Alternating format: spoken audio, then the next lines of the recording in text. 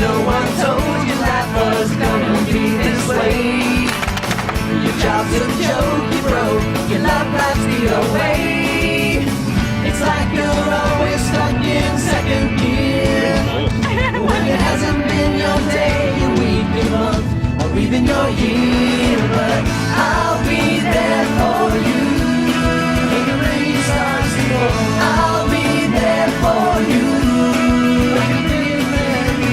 I'll be there for you, 'cause you're there for me too.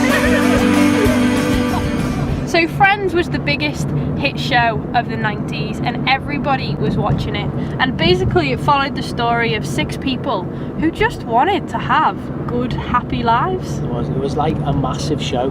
Everybody watched it, and when it was the last episode, everyone had little friends parties and invited mates around and cried because it was the last one. Remember? Really? It's true. Wow. I had one. No Crying. way. You had one. You had one of these parties, did you? And it follows this story. Well, I'm trying to think. 6 main characters. We had Rachel Green, who worked for Ralph Lauren. We had Monica Geller, who wanted to be a chef. Later married Chandler Bing, who had that job that nobody really understood what he did. All I remember is that he fell asleep in one of his work meetings. And his boss used to like slap his bum. Yeah, that's what I remember. And his employees didn't like him. Yeah. But he was the funny guy, Mr. Sarcastic. We had Joey Tribbiani, the star of Days in Our Lives, something like that. Dr. Drake from Amore. We had Phoebe Buffay, who nobody really knows what she did except sing songs about smelly cats. Did massages. She was a masseuse, and she had some good songs though along the way. Smelly And cat. finally, Ross Geller, paleontologist, Dinosaur professor. And that sets the scene really for Friends. He wasn't a dinosaur, he was a man who was a professor studying dinosaurs. But in the show, it was all about them trying to work through life, wasn't it? At certain times, they all had good jobs, they all had a nice place to live, they all were going after different relationships, but all the time, mad situations happened, and they ended up sad and not really happy in what was going on. And so, at the end of it, life was pretty tough for them all. Yeah. What about you guys? Have you ever had sort of hopes and dreams for the future and they've been dashed? I remember I wanted to go off to university to do music, and ended up doing biochemistry. Whoop whoop. In the space of a day. So In the space of a day? in the space of a day.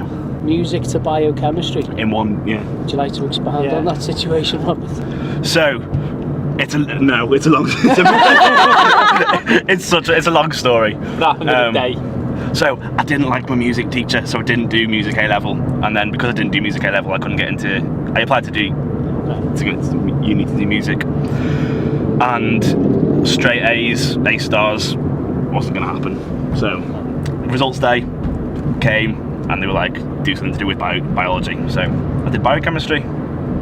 Things change quickly. Mm. What about you, Paul? Yeah, so I did biochemistry as well, but I initially biochemistry friends. Biochemistry friends. But I initially wanted to do medicine, and just didn't quite work out how it was all meant to. Ended up doing biochemistry, and then as I was doing that course, everything transpired against me ever doing medicine. Yeah. When I was in year 10, they gave us this lesson, and with the whole year was together, and it was trying to think about options in our futures and all that kind of stuff, and we had to write down our dream job. Now, considering it was the dream job, you would think that you could choose anything in the world, but no, they wanted you to be a little bit more realistic. So I wrote down either I wanted to be Nala from The Lion King in the West End, Understandable. or in Panto. And my head of year, who just happened to be the head of drama at the time, came over and said, Alicia, that's ridiculous, that's never going to happen, cross it out and write something else. So in that moment, my dreams were absolutely shattered. But then I went and got full marks in my drama GCSE, so I was like, ha! Brat. And then still became a youth worker, because apparently that's what we all do. And it appears those dreams are still there, because you do talk about those things often. Yeah, one day. When I was a youngster, I desperately wanted to be a cartoonist. I wanted to work for the Beano or the Dandy, which were comics, which actually in those days was like 8p, whereas now they're about £25. But I remember entering a competition when I was about 10 or 11 to like design a character for a new cartoon strip, and like I thought it was amazing and sent it off and thought, right, this is it. They're going to see it. It was called, well, it was for a Vimto advert. Mr. Vimto? No, it was like a boy and his dog. It's like a bulldog. Anyway, I was like, well, once the Beano see this, they will write back to say that I've won the competition, and also, even though I'm only 11, would I like to work full time for them? But they didn't. Did you win the competition? I didn't win the competition Oh, either, so I was dashed. I still like drawing.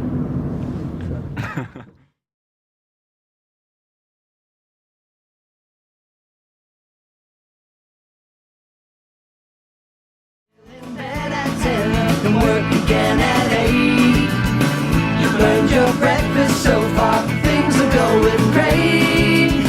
Your mother warned you there'd be days like these, but she didn't tell you when the world was brought you down to your knees. And I'll be there for you when the rain starts to fall. I'll be there for you like I've been there before. I'll be there for you, 'cause you're there for me too.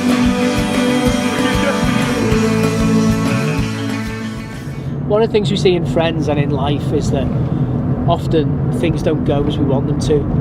Things don't seem to be fair. We see people who are really good suffering in loads of different ways, and we see what we think are bad people doing really well, and we find ourselves going after things that maybe don't satisfy us. We try and get loads of money or the best job or the best possessions or just enjoying ourselves, and then we're going after the next things that never satisfies us. And we all go through tough times like that. Not you guys, anyone had a tough time that's eventually worked out to be actually okay? One of the things that I really struggled with when I was growing up was deciding what it was that I wanted to do when I left school. And anyone that knows me knows that it was just a roller coaster trying to decide what it is that I wanted to do. And I think when I started off when I was little, I had this dream that one day I'd be a teacher. Then I got bored of that idea, so then I decided I wanted to be an actress, which is probably where the whole panto West End thing came in. Then I decided that I wanted to be a policewoman, and then my pastor put me off that because he's an ex-copper. And then decided I wanted to be a lawyer because I liked the idea of arguing in court, and my mum thought I'd be really good at that. As opposed to arguing out of court. As opposed, yeah, opposed to arguing outside of court. And I just kept changing my mind, and I couldn't stick with what it was that I wanted to do. And I think God knew, or God knows, that patience is something that I struggle with, and being able to stick with something. And so when everyone in my school was applying to go to uni, something within me was stopping me doing that, and so I didn't. And I waited and waited and waited and waited and had all these ideas, but nothing seemed to fit with what it was that I was meant to do when I left school.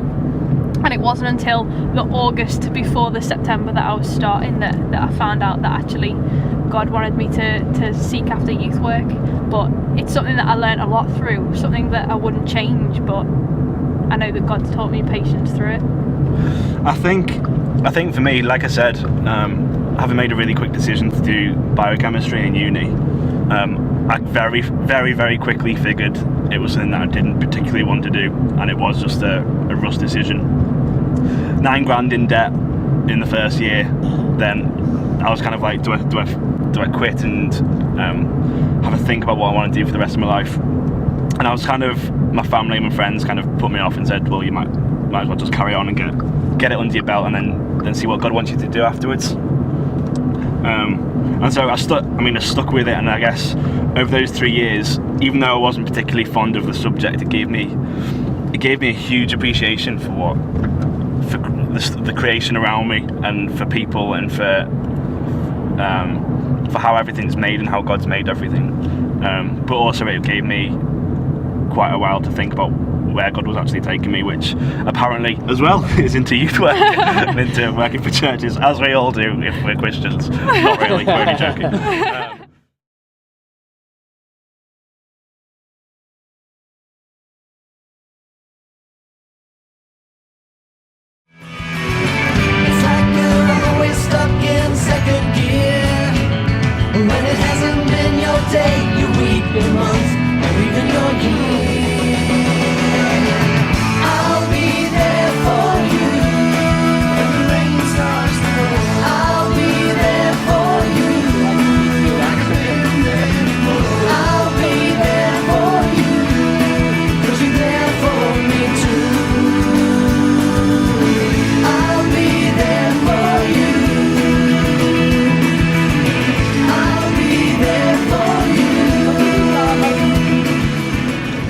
There's a book in the Bible that talks a lot about life called Ecclesiastes, and the writer of it talks about how he's had loads of money, loads of relationships, he's been the wisest man that there ever was, and none of it satisfies him. In fact, it's all meaningless. It's a cheery book. But right at the end of it, he concludes that they're not meaningless if we enjoy them in a relationship with God, the one who gave us all of these gifts. One of my favourite quotes about life is by a guy called Mark Twain. And he says, the two most important days in your life are the day that you're born and the day that you find out why. So in Ephesians, it starts talking about how we've been created and we're part of Jesus' handiwork. And in being that, we've been created to do good works. And God's prepared these good works in advance. So I'm just wondering what kind of like good works we've been made to do. What kind of things is it that God's created us for? I think for us, because we live in a society which is so obsessed with ourselves and obsessed with how we can be happy and obsessed with how we can be successful, I think we lose a lot of our joy through that. Whereas actually, the way God teaches us to live is to live for Him and to do good for Him and to benefit the people around us, to love the people around us, to help the people around us. And so I think actually instead of pursuing happiness for ourselves, by doing things for other people, happiness comes naturally. So a study was done through Harvard University, which basically was saying how by spending $400 on someone else is the equivalent of spending $10,000 on yourself, which I guess shows the value and importance of putting other people above ourselves, and how in trying to pursue happiness other people are more important than us. It's what we were created for, wasn't it? To give, not receive. That's what Jesus said, wasn't it? We know it, but we try and fight against it because we just want to look out for ourselves so often. You see it all the time, don't you? I guess one of the things that I found is like doing quite a few different jobs at such a tender age, it's not good.